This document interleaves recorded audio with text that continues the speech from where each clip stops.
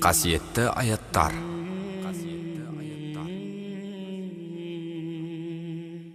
Бисмиллахир-рахманир-рахим. Мейірімді, рахымды Алланың атымен бастаймын. Мәрьям ұлы Масихты, Исаны Құдай деушілер нағыз кәпірлер. Сен айт, егер Алла сол Мәрьям ұлы Масихты да, оның анасын да, тіпті жер бетіндегі барлық жанды құртамын деген ұйымдарға оның еркін шектеуге кімнің күші жетер еді де?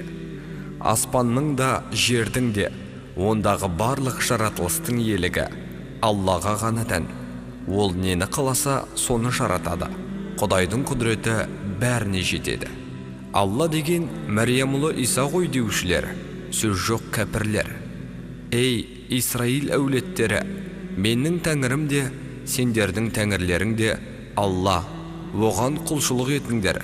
Оның бірлігіне кім күмән келтіріп, өзіне теңдес тәңір іздесе, Алла оған жәннатты харам етеді. Оның орны тозақ болады. Зұлымдарға ешкім медеткер бола алмайды, деді Иса оларға. Алла үш тәңірдің біреу ғана деушілер мүлде кәпір болады. Тәңір біреу, одан басқа құдірет жоқ.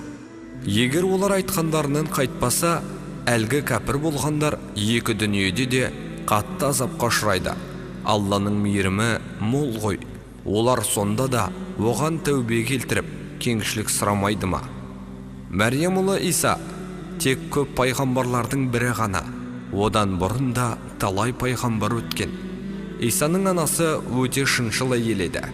Ол екеуі де басқалар сияқты тамақ жейтін.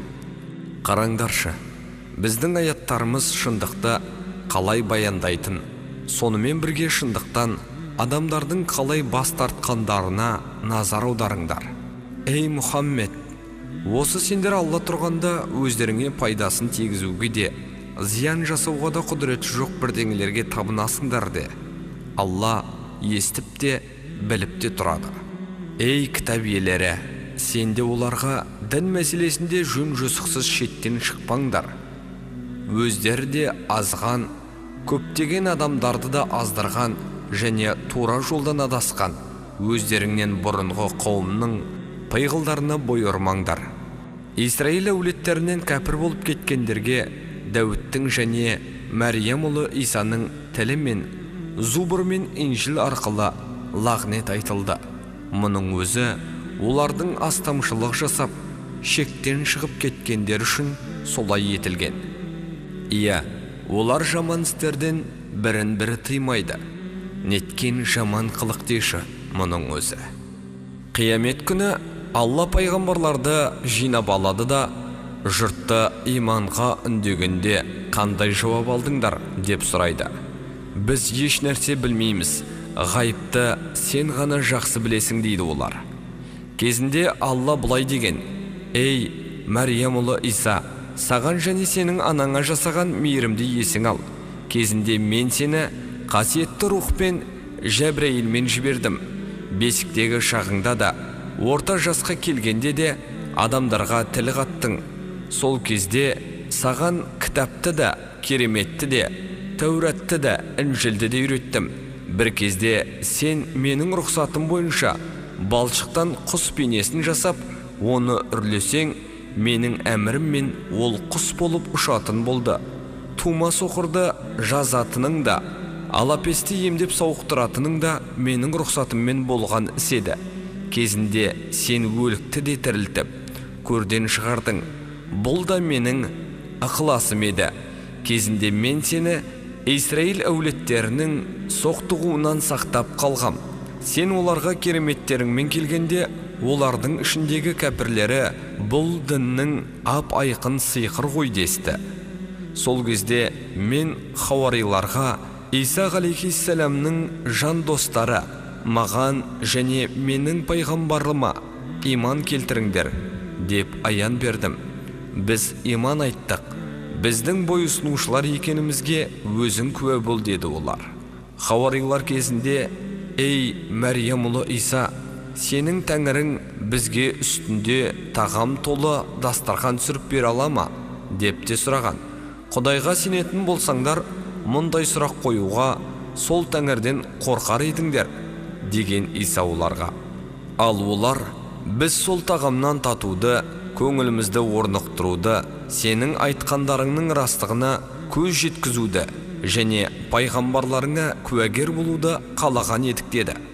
Ей жаратқан ием, бізге үсті тағамға толы дастархан түсірші. Осы күні бізге де, бізден соңғыларға да бір мейрам болып қалсын. Сол дастархан біздерге бір керемет дәлел болып қалатын болсын. Бізге ризық берші, сен ризық берушілердің ең жақсысысың, деді Мәрьям ұлы Иса. Онымен сендерге сөз жоқ, түсіремін, деді Алла. Ал сонан кейін сендерден кімде-кім кәпір болса, оны жаһанда ешкімге бұйырмаған барынша ауыр азаппен жазалаймын. Ей Мәрьям ұлы Иса, деді Алла кезінде, адамдарға сен Алланы қойып, мені және менің анамды тәңір етіңдер дедің бе? О тәңірім, сен даңқтысың, сен пәксің, деді Иса. Айтуға тиісті болмаған сөзді мен қалай аузымнан шығармақпын? Егер мен солай десем, сөз жоқ, оны сен өзің білген болар едің. Сен менің көкейімдегіні де білесің. Ал мен сенің ішіңдегіні білмеймін. Ғайыпты өзің ғана жақсы білесің. Оларға мен тек өзіңнің маған айтуға бұйырған сөздеріңді ғана айттым. Менің тәңірім және сендердің де тәңірің болған Аллаға құлшылық етіңдер дедім. Адамдар арасында жүргенде мен олардың іс-қылықтарын бақылап тұратын едім. Мен рухқа айналдырып алып кеткен соң, олардың іс-қылықтарын өзің бақыладың. Бар нәрсенің жайын өзің білесің. Егер оларға қаһар төгем десең, өз пенделерің ғой. Ал кешірім жасайым десең, сенің үстемділігің тағы жетеді. Сен даналық иесісің. Бүгін шыншылдардың шындығы өздеріне пайда беретін күн, деді Алла. Олар төменде өзендер ағып жатқан жәннаттарда мәңгі тұрады. Алла оларға разы болады да, Аллаға олар дән риза болады. Бұл дегенің зор бақыт. Аспандағы, жердегі және бүкіл әлемдегі жаратылыс атаулының патшалығы Аллаға ғана тән. Ол бар нәрселерден құдіретті.